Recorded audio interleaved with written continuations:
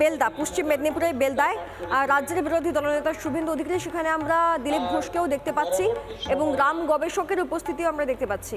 এই ধরনের সহস্র কণ্ঠে গীতা পাঠ বহু জায়গায় হচ্ছে, আপনারাও আয়োজন করেছেন। আমি বাসুদেব বেরা মহোদয় সহ সমস্ত আয়োজকদেরকে ধন্যবাদ জানাই।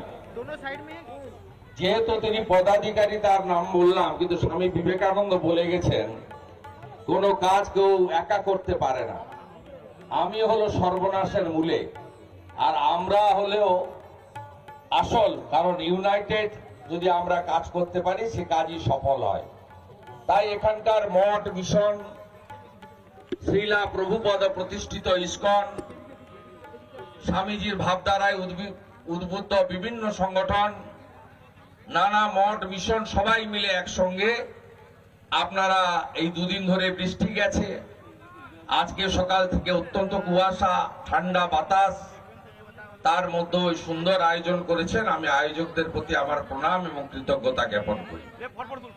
মান্যবর সাংসদ, রাষ্ট্রবাদী প্রচারক, আমার অগ্রজ নেতা দিলীপ ঘোষ মহোদয় উপবিষ্ট হয়েছেন। তিনি এই এলাকায় ছোট বড় সব কর্মসূচিতেই থাকেন এবং সবচেয়ে বড় কথা, সাংসদ হিসেবে নয়, দীর্ঘদিন ধরে তিনি রাষ্ট্রবাদের প্রচারণা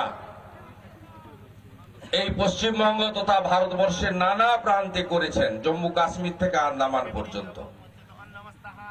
কখনো হিন্দু জাগরণ মঞ্চের পক্ষ থেকে, কখনো বিশ্বের সর্ববৃহৎ রাষ্ট্রীয় সামাজিক সংস্থা রাষ্ট্রীয় স্বয়ংসেবক সংঘের প্রচারক হিসেবে। তাই আজকের এই সনাতনীদের কার্যক্রমে আমি সম্মানীয় দিলীপ ঘোষকে আন্তরিক শ্রদ্ধা এবং কৃতজ্ঞতা জ্ঞাপন করি। এখানে সাথী মানস ভট্টাচার্য সহ, প্রিয় রমাপ্রসাদ গিরি সহ আমাদের বহু মান্যবররা আছেন। এরা আমাদের প্রত্যেকের আত্মীয়, কারণ আমরা নিশ্চিতভাবে হিন্দু, আমরা ভারতীয়। আমাদের আরেকটা পরিচয় আছে যে আমরা মেদিনীপুরের সন্তান। প্রশাসনিকভাবে হয়তো ঝাড়গ্রাম পশ্চিম পূর্ব ভাগ হয়েছে, কিন্তু মনে প্রাণে আত্মায় হৃদয়ে আমরা সবাই এক। দিলীপদা গোপীবল্লভপুরের লোক নয়, বাসুদেব বেরা বেলদার লোক নয়, আমি কাঁথির লোক নই।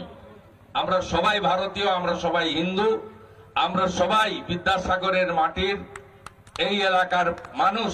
এটা আমাদের কাছে অত্যন্ত গর্বের। আমাদের অন্যান্য অনেক আয়োজক বৃন্দরা রয়েছেন, গৌরী ভাই সহ, তাদেরকেও ধন্যবাদ।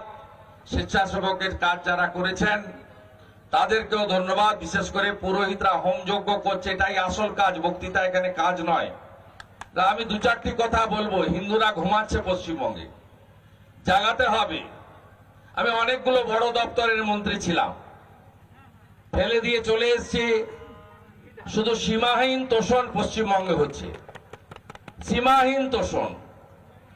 এই তোষণের জন্য অন্য কোনো ধর্মের লোক দায়ী নয়, এই তোষণের জন্য দায়ী ভোট রাজনীতি। তাই আপনারা হিন্দুরা যদি না জাগেন, তাহলে পশ্চিমবঙ্গ যে ডক্টর শ্যামাপ্রসাদ মুখার্জির বাংলা, এই বাংলা আমাদের হাতের বাইরে চলে যাবে। দয়া করে 47, 71-এ বাংলাদেশ সৃষ্টি, আজকের জনসংখ্যা, ডেমোগ্রাফি একটু ঠান্ডা মাথায় যদি আপনারা সবাই মিলে বিচার বিশ্লেষণ করেন, তাহলে বুঝতে পারবেন যে ক্রমেই আমাদের পশ্চিম বাংলাটা কোন জায়গায় চলে যাচ্ছে। আপনাদের আমি দায়িত্ব নিয়ে বলতে পারি, কেন পশ্চিম বাংলায় হিন্দুত্ব, সনাতন, গীতার কথা বলতে গেলেই আমাদেরকে সাম্প্রদায়িকতার তকমা গায়ে লাগানো হবে। কেন পশ্চিমবঙ্গে শুধুমাত্র বিসর্জনের দিন বদল হয়, নিরঞ্জনের দিন, বিদ্যালয়ে সরস্বতী পুজো বন্ধ হয়। কোন রাজ্যে আগামীকালের যে আমাদের 500 বছরের স্বপ্ন পূরণের দিন, কোন রাজ্যে পাল্টা মিছিল কর্মসূচি আমি সকালে টিভিতে দিলীপ দার স্টেটমেন্ট দেখছিলাম কিভাবে খড়গপুর সহ অন্যান্য জায়গায় বাধা দানের কাজ চলছে। আস্তে আস্তে এক্সেন্ডেলে পোস্ট করলাম, ডায়মন্ড হারবারের 80 জন হিন্দু যুবককে বলা হয়েছে 108 সেকশন দিয়ে আগামীকাল সকাল 10টায় কোর্টে হাজিরা দিতে, তারা নাকি শান্তি ভঙ্গ করবে। আমি আপনাদের বলছি, আপনারা যদি এখনো সতর্ক না হন, এই টিপ পরতে পারবেন না, টিকা কাটতে পারবেন না, গলায় গণ্ঠি রাখতে পারবেন না, মায়েদের হাতে শাঁখা পলাও অস্তিত্ব বিপন্ন হয়ে যাবে পশ্চিমবঙ্গে যদি হিন্দুরা না জাগেন। তাই আপনাদের কাছে আমার বক্তব্য, আজকে গীতা পাঠের আসরে, গীতা পাঠের অনুষ্ঠানে গীতার একটা লাইন আমরা মেনে চলব, সেটা হলো ধর্ম রক্ষতি রক্ষিত। ধর্ম যদি রক্ষা না হয়, আফগানিস্তান হবে, ইউক্রেন হবে, গাজা হবে, বেশি দিন আর সময় নেই। আর একটা কথা আমি বলবো, কেউ কেউ অন্যদেরকে সেকুলারিজমের নামে গেরুয়া ধ্বজ, গেরুয়া সন্ন্যাসী, সনাতন ধর্মের ভয় দেখায় যে তোমরা এক থাকো, নইলে এরা সব হিন্দুত্ব করে দেবে। অন্যদিকে আমাদেরকে কি বলে? Caste census. Caste census.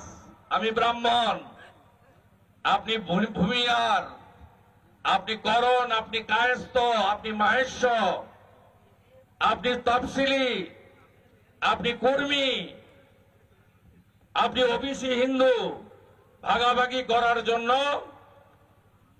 আপনাদের এই কাজটা করে। দয়া করে এই কাস্ট সেন্সাসের চক্করে ঢুকবেন না। যোগী আদিত্যনাথজি উত্তরপ্রদেশের সমস্ত মানুষকে, বিশেষ করে হিন্দুদের বলতে শিখিয়েছেন, প্রথমেই বলতে হবে আমি ভারতীয় আর আমি হিন্দু। পশ্চিম বাংলার 70% হিন্দু যদি এটা বলতে শুরু করেন, পশ্চিম বাংলাতেও সর্বত্র গেরুয়া ধ্বজ উঠবে এবং জয় শ্রীরাম আর হরে কৃষ্ণ মন্ত্রে বাংলা বিভোর হবে।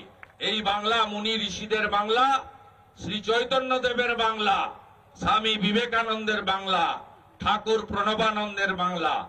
এই বাংলাকে এগিয়ে নিয়ে যাওয়ার জন্য এই ধরনের সনাতনী কার্যক্রমের প্রচার প্রসার বেশি করে সংগঠিত করে নতুন প্রজন্ম, আধুনিক প্রজন্মকে সনাতনী শিক্ষায় শিক্ষিত করে আমরা যদি সঠিক জায়গায় নিয়ে যেতে পারি, তাহলেই মুনি ঋষি সন্ত সমাজের এই বাংলা সঠিক পথে যাবে। আয়োজকদেরকে ধন্যবাদ জানিয়ে, আপনারা জানেন ঠাকুর শ্রী শ্রী অনুকূল চন্দ্রের একটি প্রোগ্রামে এখনই দিলীপদা যাবেন। আমিও 5-10 মিনিট আপনাদের সঙ্গে থেকে প্রস্থান করব। আমার একটি 10,000-এর মিছিল আছে। কালকে রাম জন্মভূমি উদ্ঘাটন হবে, রামলালা প্রবেশ করবেন, মন্দিরের প্রাণ প্রতিষ্ঠা হবে। সিদ্ধেশ্বরী বাজার থেকে রিয়াপাড়া মহাদেব মন্দির পর্যন্ত সেখানে ভগবান রামের একটা মিছিল হবে।